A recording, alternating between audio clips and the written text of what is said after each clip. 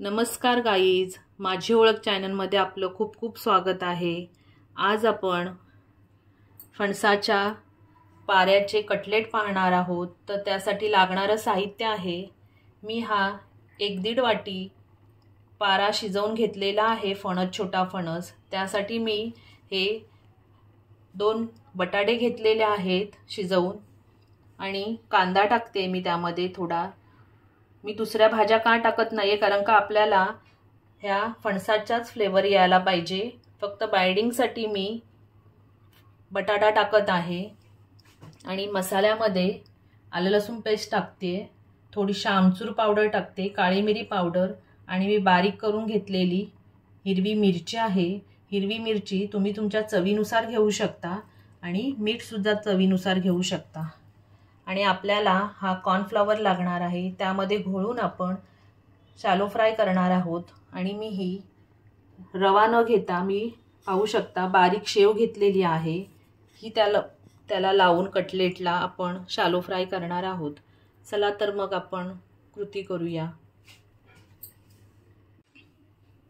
तर मी हा एक बाउल घेतलेला आहे, त्यामध्ये मी हे शिजवलेल्या फणसाचे तुकडे घेऊन हे व्यवस्थितरित्या असे बारीक करून घेणार आहे। पाहू शकता ते इझिली बारीक होतात शिजल्या असल्या कारणाने।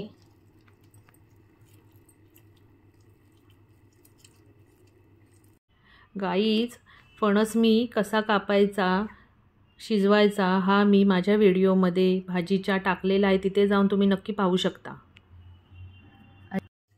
तर मी हे सर्व बारीक करून घेते।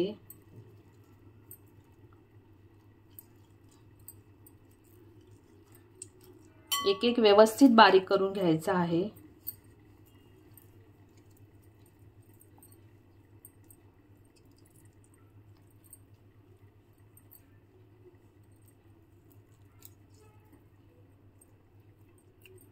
इथे हा पाव असतो, तो आपण खायचा नसतो, तो शिजवतानाच आपण जेव्हा कच्चा असतो तेव्हाच तो कापून घ्यायचा आहे। आणि मी गाईज फणसाच्या पाऱ्याची भाजी सुद्धा माझ्या चॅनलवर अपलोड केलेली आहे, ती सुद्धा तुम्ही जाऊन माझ्या चॅनलला नक्की पहा। तर गाईज, माझ्या चॅनलवर कोण नवीन असेल तर माझ्या चॅनलला प्लीज सबस्क्राइब करा, शेअर करा, लाईक करा, आणि कमेंट्स करायला नक्की विसरू नका। तर गाईज पाहू शकता, तर आपण ह्यामध्ये हा बटाटा कुस्करून घ्यायचा आहे। तुम्ही हाताने कुस्करला तरी चालेल, किंवा किसणीवर बारीक करून घेतला तरी चालेल। मी हाताने। तर गाईज पाहू शकता, मी हा बटाटा सुद्धा त्यामध्ये कुस्करून घेतलेला आहे। मी हा कांदा टाकून घेते यामध्ये।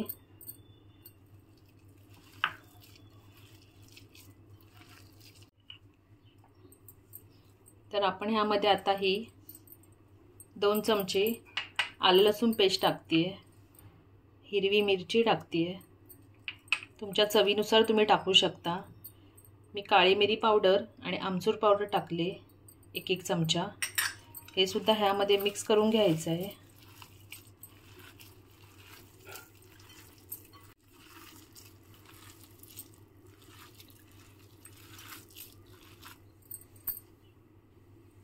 आणि आता आपण ह्यामध्ये मीठ टाकून घेतोय।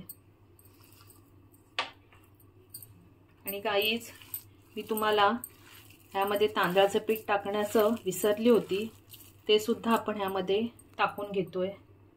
1-2-3 चमचे टाकून घ्यायचे आहेत। आणि हे व्यवस्थितरित्या मिक्स करायचं आहे।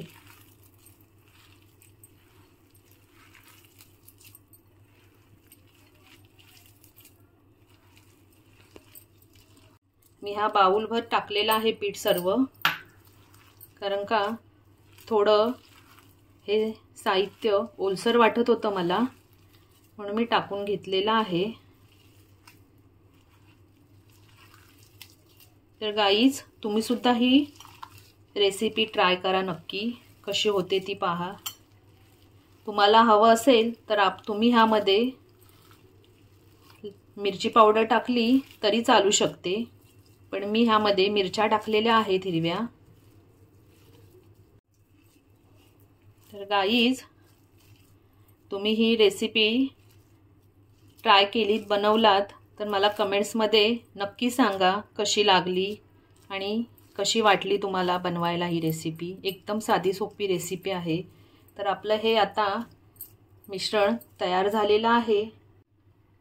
तर आपण ह्याचे आता गोल गोल गोळे करून घ्यायचे आहेत, असे चपटे चपटे, ते तुम्हाला मी दाखवते। तर गाईज आपण ते गोळे करेपर्यंत मी पॅन तापायला ठेवला आहे बारीक गॅसवर।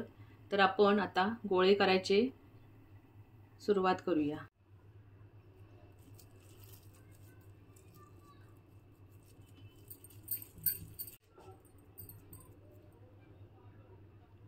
तर गाईज अशा प्रकारे आपण कटलेटचा शेप देऊन घ्यायचा आहे। तर मी हे असे करून घेतलेले आहेत।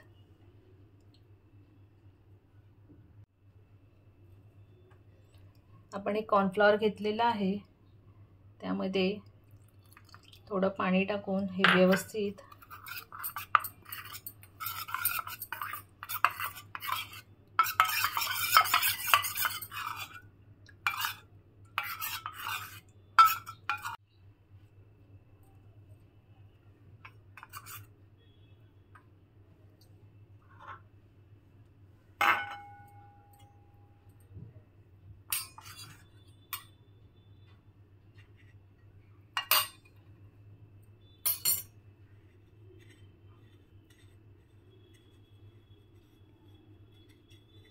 असं आपण एक एक कॉर्नफ्लॉवर मध्ये मिक्स करून या बॅटरमध्ये आपण ह्या बारीक शेवया आहेत त्याला लावून घ्यायचं आहे। तर गाईज अशा प्रकारे आपण हे कटलेटला सर्व शेव लावून घेतलेली आहे। आता आपण शॅलो फ्राय करायला सुरुवात करूया। गाईज मी पॅन तापायला ठेवलं होतं, त्यामध्ये आपण हे तेल टाकून घेऊया।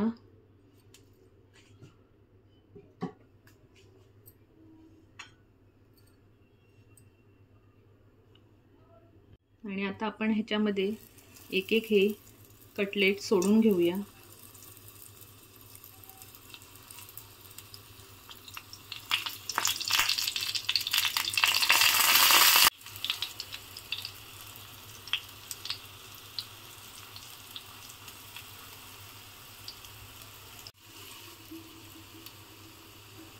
एक एक आपण आता हे परतून घेऊया।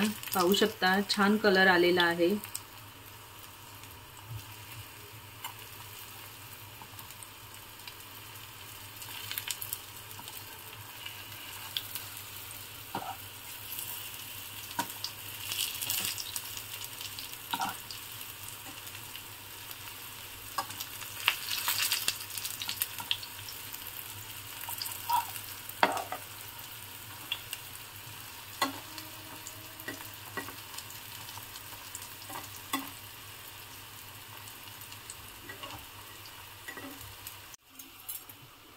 गाईज अशा प्रकारे मी हे दोन्ही बाजूने व्यवस्थितरित्या शेकवून घेतलेले आहेत। पाहू शकता किती कुरकुरीत झालेले आहेत, छान।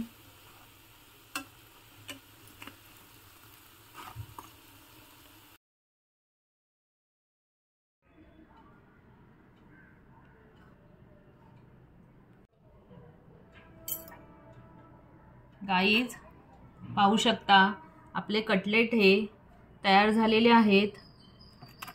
पाहू शकता किती कुरकुरीत झालेले आहेत, वरतून कुरकुरीत आणि आतमध्ये एकदम सॉफ्ट असे।